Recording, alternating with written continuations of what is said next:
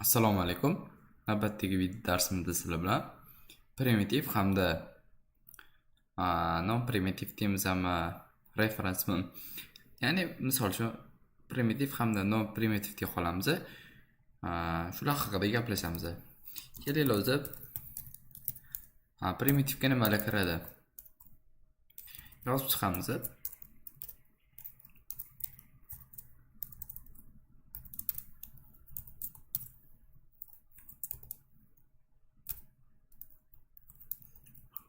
Mana bu yoqqa. Xo'p. Boolean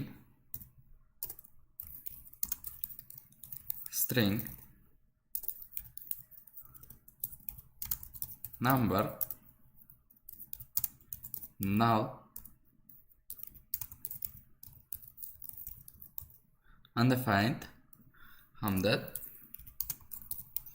symbol. Bu ham bitta tip bor. Endi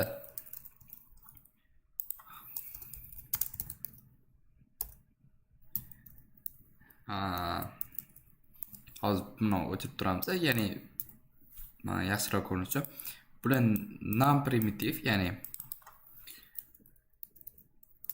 array object hamda function. Bundoq qilsa yana yaxshiroq ko'rinadi. Bular non primitiv valuelar hisoblanadi. Kelinglar, bularni amaliyotda yaxshilab ko'ramiz. Bularning farqi nimada? Bitta let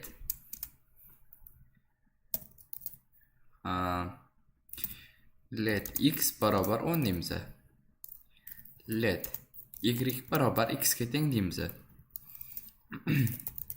Console log x hamda y chiqaramiz.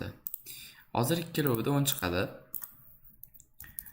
Not index. Xo'p, hozir file ga kirib olamiz. Va not yordamida index.js faylni ishga tushiramiz. Mana 10.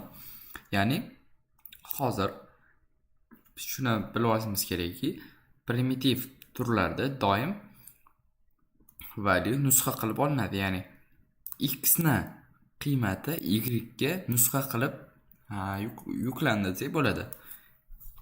Ya'ni xotiradagi x na qiymati y ga ham yuklandi. Demak, bu shu 6 ta ma'lumot turida bo'ladi. Ya'ni shunchaki kopiya qiladi. Misol uchun, endi x ni barobar 30 y ni barobar 30 qiladigan bo'lsa, agar bular referens bo'lib qolgan, ya'ni bog'liqlik bo'ladigan bo'lsa, x imiz ham 30 bo'lib qolishi kerak. Lekin unaqa bo'lmadi. Demak, shuni bilamizki, x imizga biza y ni qiymati nusxa olingan ko'rinishda yuklandi. Endi non primitiv turlarda bu qanaqa bo'ladi deydigan bo'lsak, bitta x degan bitta objekt yaratamiz va uni x 2000 bo'lsin va let y barobar x ga tenglaymiz. Ya'ni xuddi shu obyektga va konsolga ikkalovini chiqarib ko'ramiz. Demak, hozir bu yerda bizda ikkalo ham bir xil obyekt.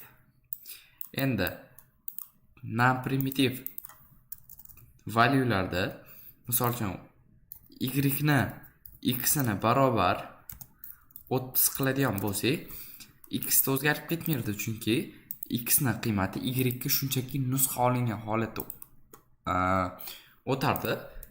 Endi bunaqa qiladigan bo'lsak, mana ikkisida ham 30 bo'lib qoldi, lekin biz y ga o'tkazdik, x ga ta'sir qilib ketdi. Bu qanaqa bo'ladi? O'sha ma'lum bir xotirada ma'lumotimizda saqlanib turgan bo'ladi. Y ga x ni o'sha xotiradagi manzili joylashgan bo'ladi. Ya'ni manzil bu yerda shunchaki qiymat nusxalanmaydi. Ya'ni bu xuddi bundoq bo'lib qolmaydi. Xotirada, ya'ni nusxa olinmaydi.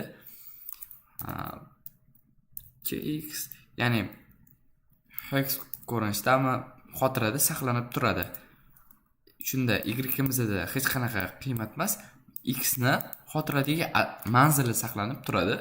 Shunda qachonki x ni biror bir nimasini o'zgartiradigan bo'lsak, u qariydi x ga qarasa adres turgan bo'ladi, ya'ni x ni adresi va o'sha yoqqa qarab x ni o'zgartirgan payti, ya'ni x property ni o'zgartirgan payti bu x da ham o'zgarib qoladi, chunki bu bunga reference bo'lib qolgan.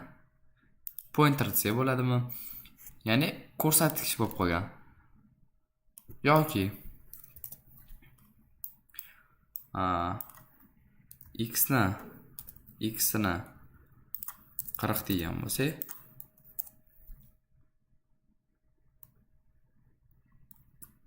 buni x ga tenglab qo'yaylik. Hop.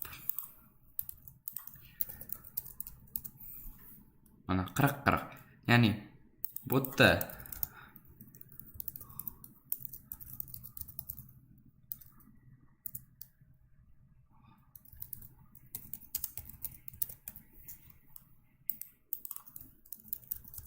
x ning xotiradagi manzili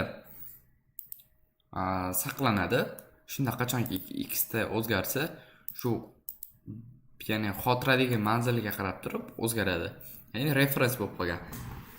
Bizda primitive value'larda esa unaqa emas. Misol uchun let x barobar 10 imizni let y barobar x qilingan payti shunchaki 10 ni nusxa olib kelib qo'yadi bu yoqqa.